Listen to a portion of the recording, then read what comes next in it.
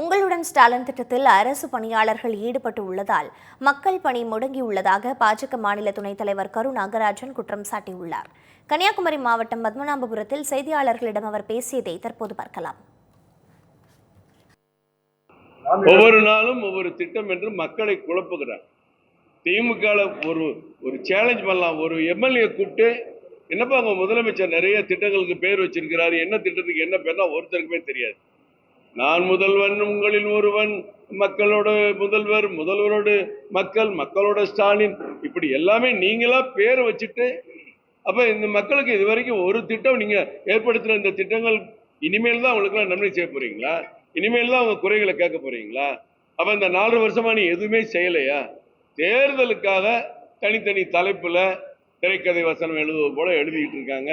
26ல இந்த அதிமுக பாஜக கூட்டணி, தேசிய ஜனநாயக கூட்டணி திமுகவை வீட்டுக்கு அனுப்ப போவது உறுதி உறுதி உறுதி.